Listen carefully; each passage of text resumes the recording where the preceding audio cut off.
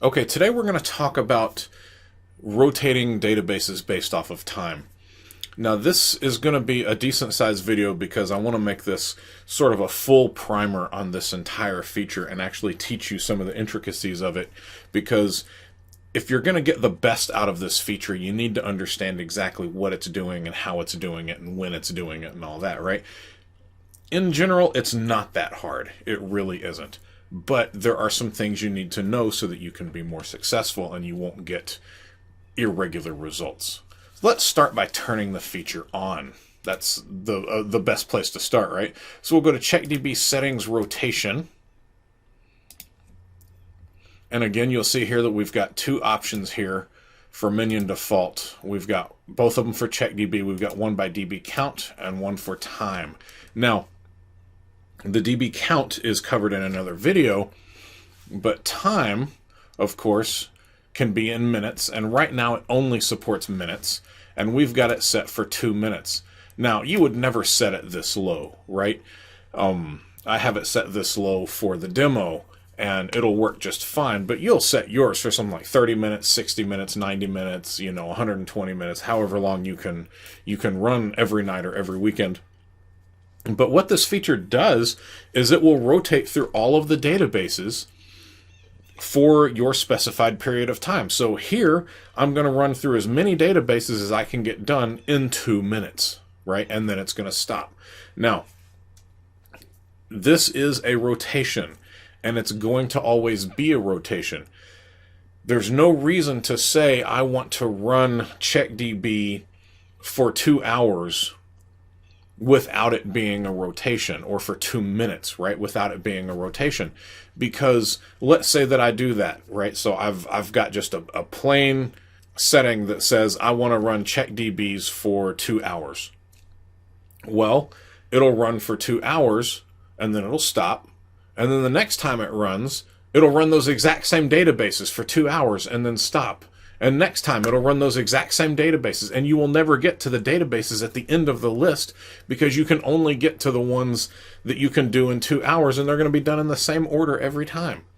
So for something like this, it's going to be a rotation. So it's going to do the first set of databases that it can do in 2 hours, and then the next time it runs, it's gonna skip the ones that have already been done, and then it's going to move to the next set of databases that can be done in 2 hours, and so on, until they're all done, and then it's going to start over. So it's going to be this constant rotation of databases at 2 hours at a pop.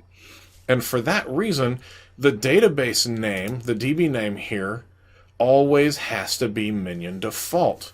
Because how do you rotate CheckDB, because this is the operation, right? How do you rotate CheckDB through a single database? Right? You can't. You either run CheckDB on it or you don't. So it has to be for all of the databases.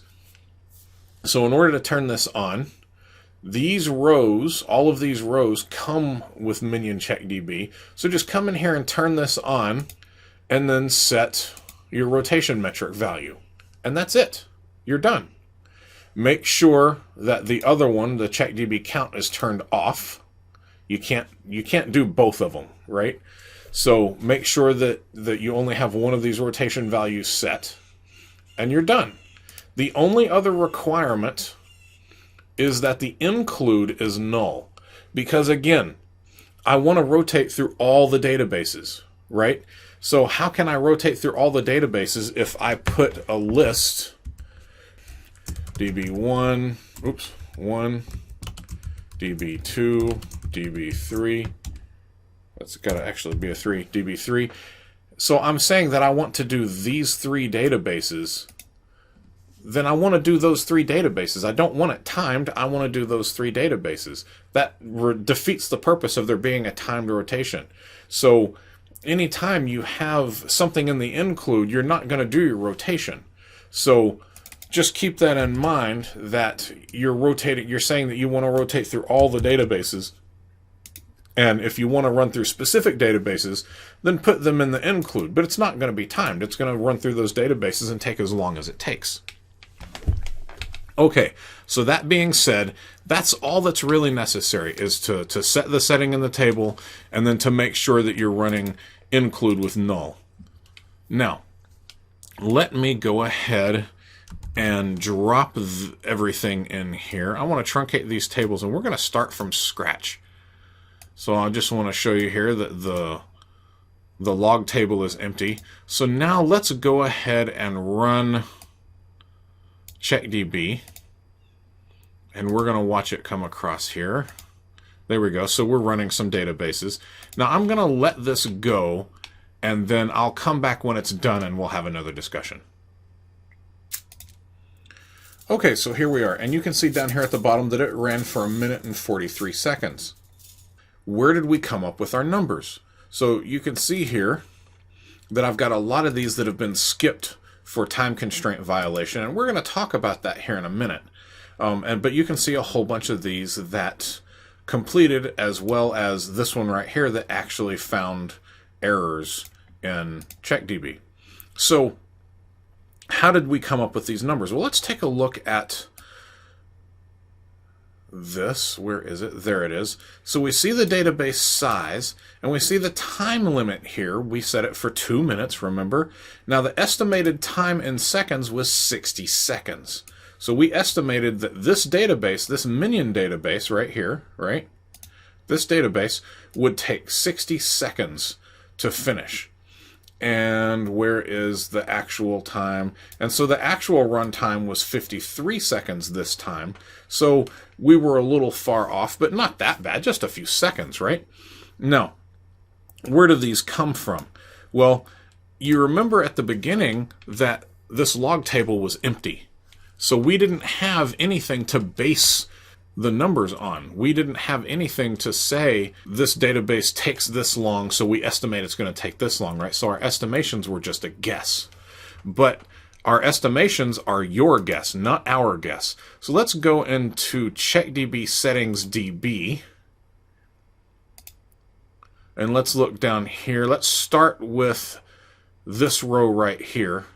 Minion CheckDB, or Minion default CheckDB, right? If we come all the way down here, where is it? You'll see here the default time estimation in minutes. So what that means is if there's a database that isn't in CheckDB log details, in other words, if there's a database that hasn't ever had a CheckDB run with this system, then we want to assume that it's going to take 1 minute. It's that simple, right? As well, you can have an override. So if I come here, this is a Minion row for CheckDB, right? So this is an override row for Minion. And if I come over here, I can see that I've got it set for 1 minute, and therefore Minion ran, because we are saying that I'm assuming it's going to take a minute. Now, if I set my default estimation setting over here for 1 minute and it takes 40 minutes, and I've got my rotation time set for 30 minutes, well, then I'm going to go way over my 30-minute mark because I've grossly underestimated how much that is, right? Without any data to go by, the system will do what you tell it to do. So if you have, come up with a decent default, so if most of the databases on your server are really small when they come in, then, estimate that they'll take, 2 minutes, 5 minutes, 10 minutes, something like that, right? And then once they run, then we'll have data to back it up and we'll be able to have much more accurate estimations. Let's go ahead and use this override row. Let's take this to 5 minutes. So now I want to estimate that the Minion database, that's where I am right here, CheckDB for Minion, right? That the Minion database is going to take 5 minutes to run. And 5 minutes is way over the 2-minute limit that we've set for our rotation, right? So we shouldn't see Minion even attempt to be run. But first, I've got to remove this row here, because the way the rotation works, since this completed last time, it won't run it again until it comes back around. But I've got like 48 databases on here. I'd have to run through a couple, 3 rounds to get them all done. So I'm going to just remove this from here. Oops. I need... It's ID 20. There we go. So I'm just going to remove this one. Not only will the rotation pick it up, but since it's got a value in here, then it'll use the value instead, right?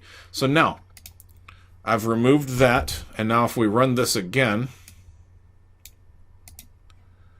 you can see over here that the Minion database is completely gone, right? It only goes to 19 now, right? Okay, so now let's run this again, and we should see Minion fail for time constraint, or be skipped for time constraint, because we've set it to 5 minutes, which is over our 2-minute limit. So now let's go ahead and run this, and let's see how we're doing here. There. Now you can already see Minion was skipped, right? And we can come over here and look at the values, and we can see that the time limit is 2 minutes, but the estimated time was 300 seconds, which is 5 minutes, and we can see the size. So we've grossly overestimated the time that it takes, and it's not going to be running our 2-minute mark. Okay, I'm going to stop this because we don't need the rest of this run right now. There we go. Now, you'll notice too that when I do this, I get these skipped for time constraint violation. And all that means, of course, is that it was going to go over the mark, right? It was going to go over the time that we told it to spend. You can control this behavior, and you can even control it at the database level. So let's go ahead and say, let's get rid of this Minion row. So I'm going to set it, I'm going to turn it off. And right now, all we're going to be using is these Minion default rows, right? And so I want to go to log skips. And that means I want to log when a database gets skipped. And this is CheckDB, so this will be the first row. Okay. So I want to log when a database gets skipped. And I'm going to switch that to false. So what that means is, instead of seeing all these time constraint violations in here skipped, I'm just going to see the list of completed databases. I'm not actually going to see the list of databases that got skipped. They won't be in the log at all. And the reason you would want to do this is if you've got something like, oh, I don't know, 30,000 databases, 20,000 databases on a server, you don't want to bloat your log with all of these skipped entries, right? You may just be interested in the ones that didn't happen, or the ones that did happen. So you may want to skip all of these skips, right? So we allow you to either skip it or not skip it. And we've set, I just want to verify that we've set skip to false, the log skip to false, which means it is not going to log the skips.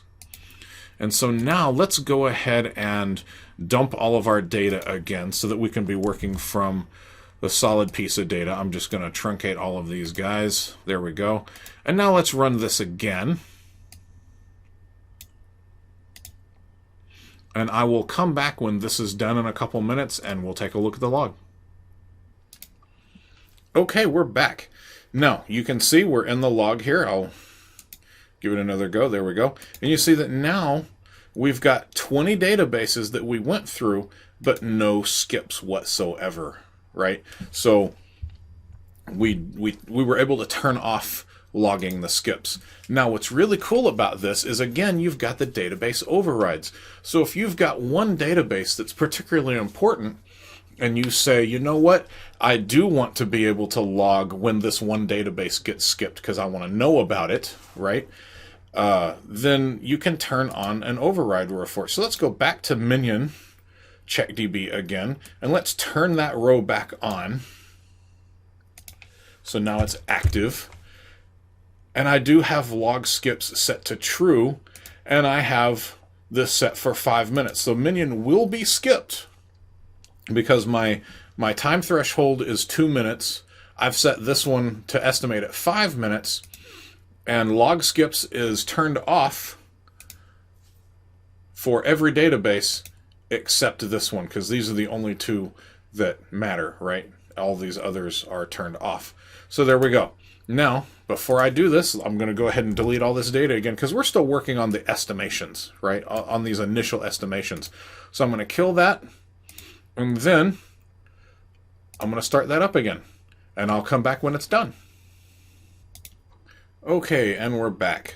So now let's take a look at this, and you can see that I've got all of these, right, ran in that period, and I've only got one skip logged. So Minion is the only one that I wanted to see the skip message for, and again, that is because I have it overridden here from the default.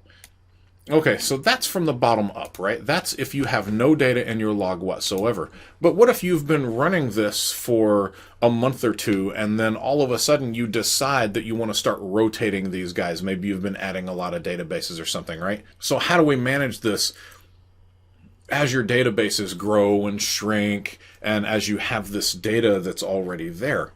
Well, we do it as smartly as we can, right? So we've got all this data in here. We've got the size of the database, we've got the time limit, we've got the estimated time in seconds, and this is what the routine goes by. It goes by the estimate of how long we think the database will take to CheckDB. And where we get that from is the last run time in seconds. So I've got up run time in seconds, and what I do is I look at the last run time, and I look at the size of the database at the time. So we'll go right here. So I look at the size of the database and the last runtime, and then I calculate how long it took, right? I do how many kilobytes per millisecond that it ran.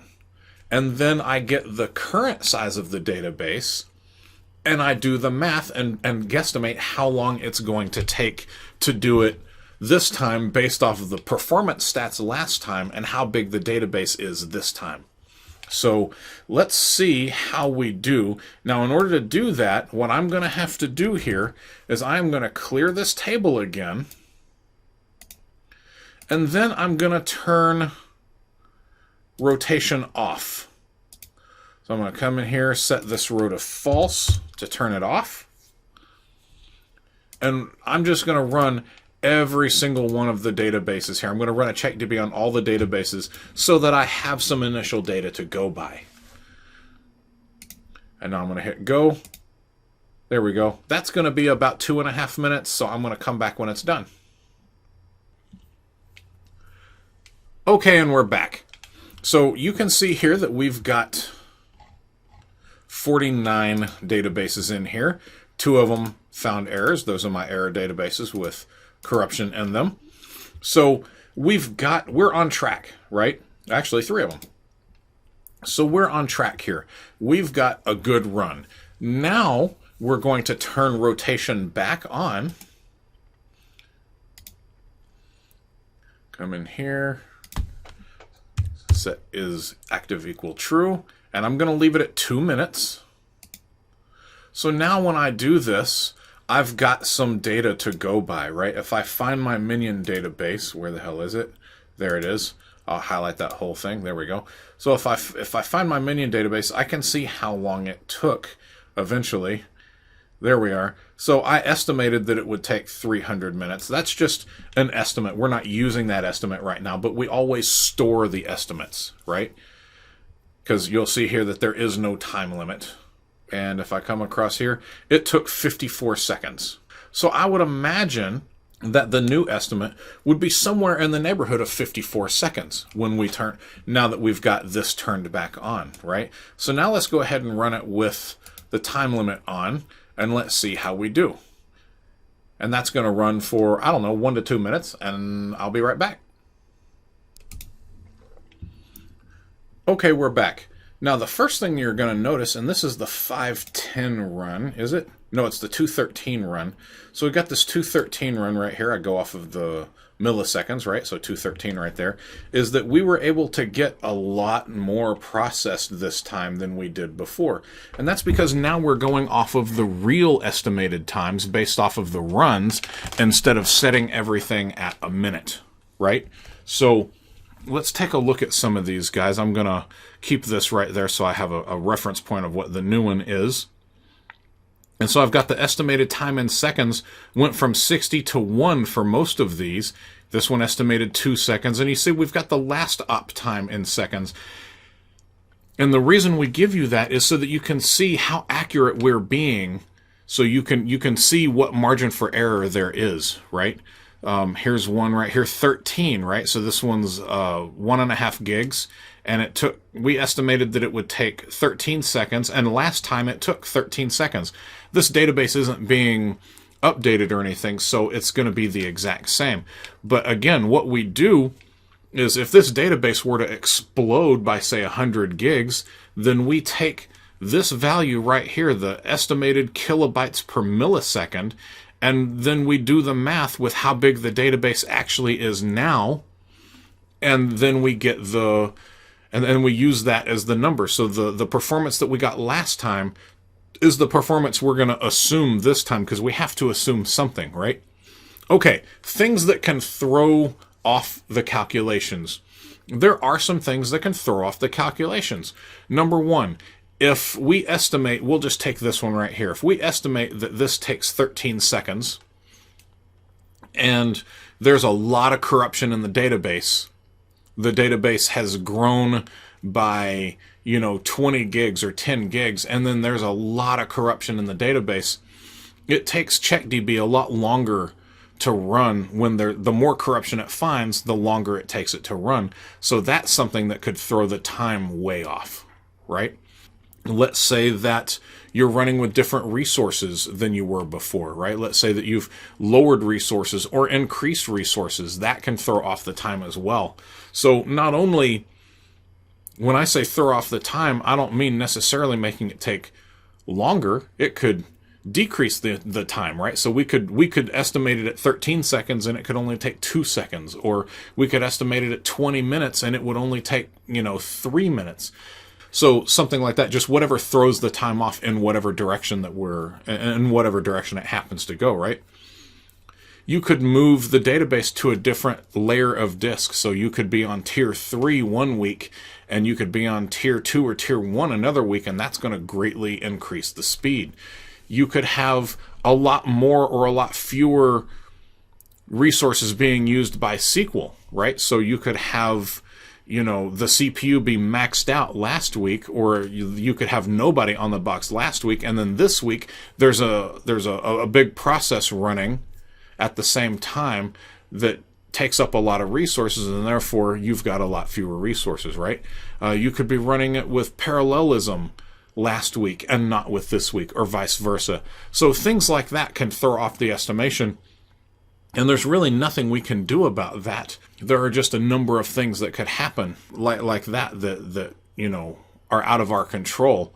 But so we've got to assume that the performance we got last time is the performance we're going to get this time.